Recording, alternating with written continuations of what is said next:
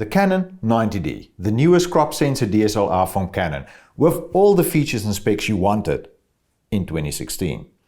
Is this a great camera or just a box of disappointment? Well, I'll let you decide. But only buy one after you've test driven it and you're sure that you can live with the video specs that's subpar for 2019. Let's look at some of the video features on this camera. And you can see here now under movie record quality, we eventually have a 4K option on a crop sensor Canon DSLR. Welcome to 2019, Canon. Now the great news about the 4K option is that it utilizes the full width of the sensor, so there's no cropping involved.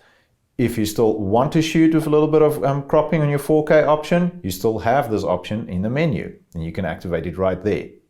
Now with the 4K utilizing the full width of the sensor, the big question is, does Canon employ pixel binning or oversampling?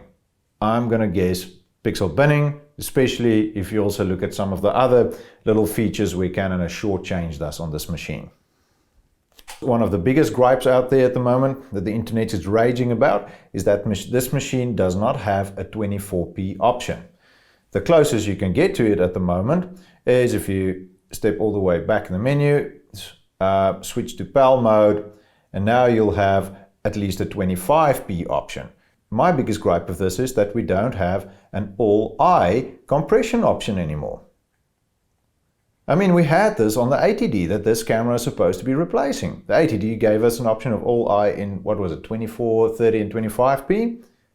Now I know Canon has promised that they're going to release new firmware at the end of October that will at least fix the 24p problem, and I really hope they're going to give us all-eye back, even if it's just limited to 24, 25 and 30p.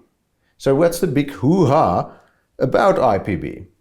Well, I'm not going to compare all-eye to IPB in this video, it's beyond the scope of this, but what I can say is IPB gives you far lower bit rates. In this case, only 30 megabits per second in 25p, at least you get 60 megabits per second in 50 or 60p, and in 4K 120.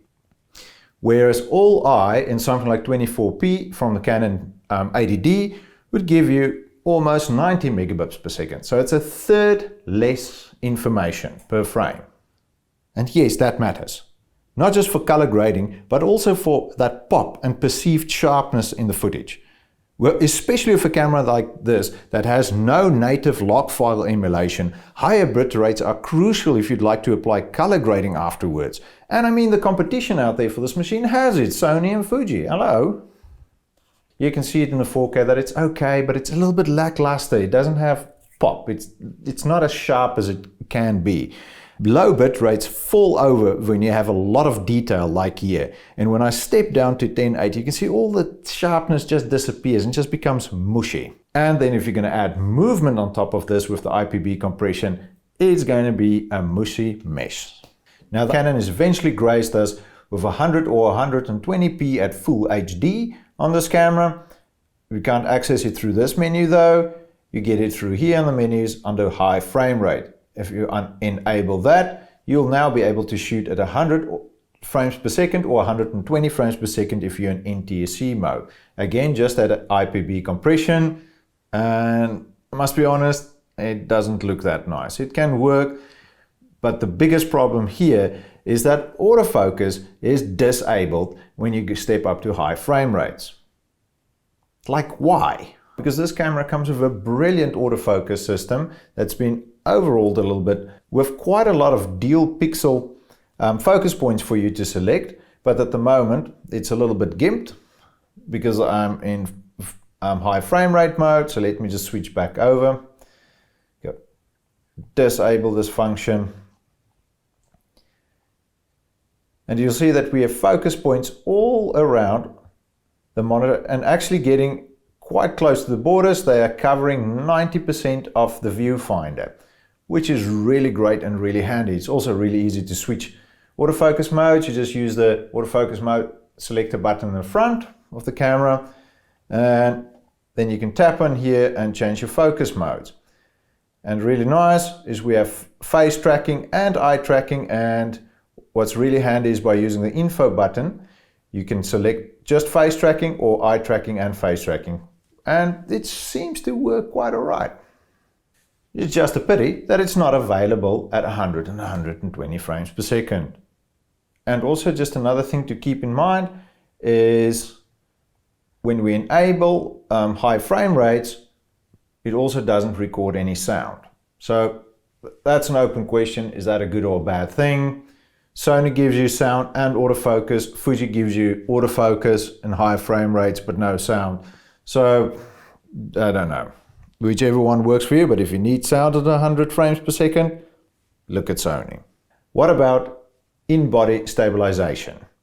Well, Canon doesn't feature that on their bodies. They do have it as an option on the lenses. You have decent image stabilization on the lenses, and this camera doesn't have a mechanical stabilization, but let me just disable this. It does feature an electronic option, so movie digital IS. So you can have it disabled, enabled, or enhanced. At enabled, it gives you about probably a 90% crop, and enhanced is really stable and nice to use, but that's probably clocking in at a 70% crop. It works okay-ish. Definitely worth just to keep it enabled and live with about 90% crop. The other plus point of this camera is that you now have a 4K clean HDMI out option. You can access that through the menus right here under HDMI info display and select it right there, clean 4K output. Just note, if you select that, you can't record internally anymore, and I can't find any information at the moment whether or not the HDMI signal going out is full 10-bit at 422. What about ISO? Well, this camera now in stills mode, you can dial it up all the way to 51,200. I won't advise shooting there.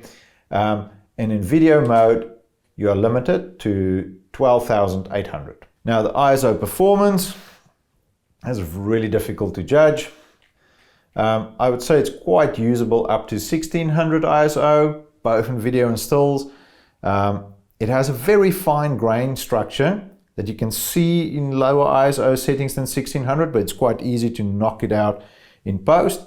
And in video, up until 3200 ISO, it's alright, but 6400 and above, you get here, like you can see here, this weird little bit of a fuzzy dance of small pixels that almost looks like heat waves going across the image. I would say for the price point of this camera, it's quite alright.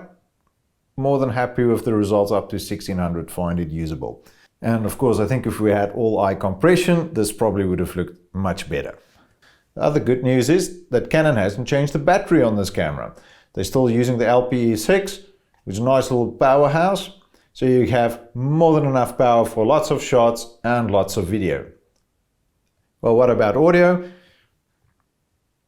Well, at least we still have a headphone jack on the side, and at least they still have audio bars that you can see on your display screen.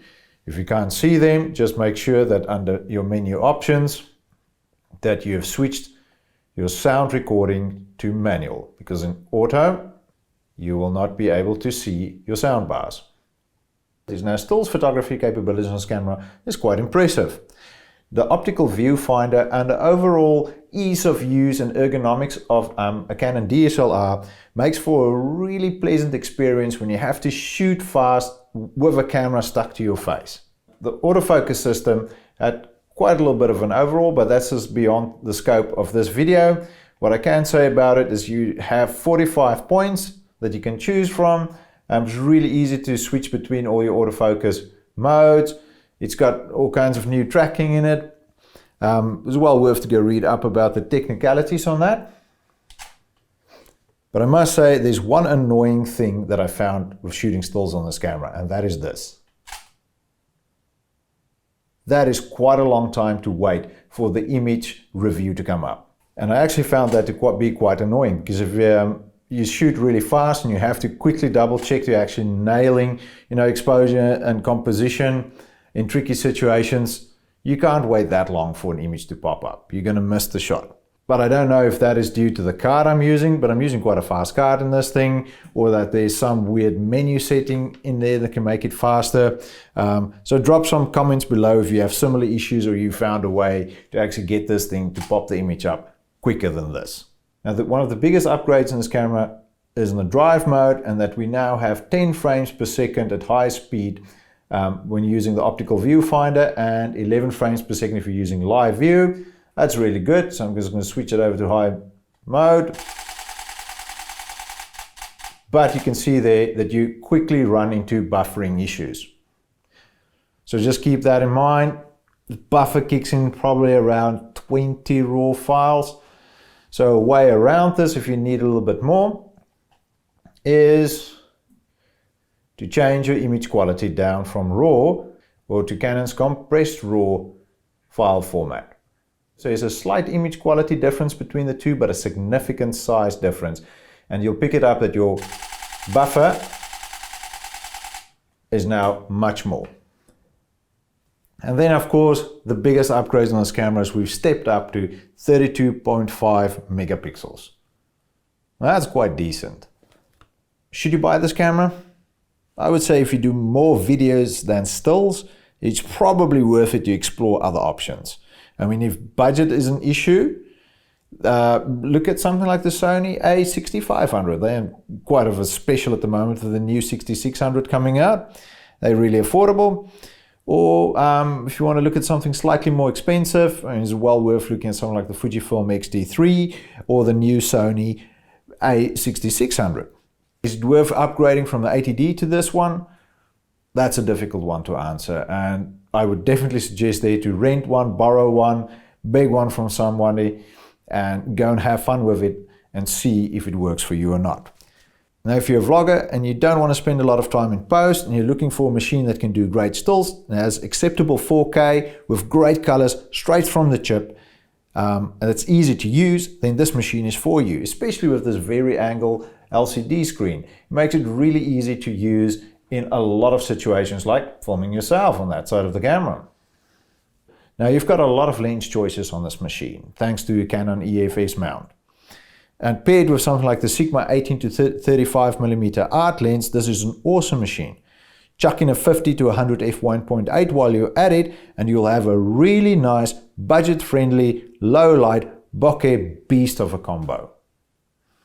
Let's just hope that with the new firmware upgrade this camera is going to get, that Canon will not just fix the 24p issue, but that it'll also add all-eye compression. And then that will make this camera really nice to use.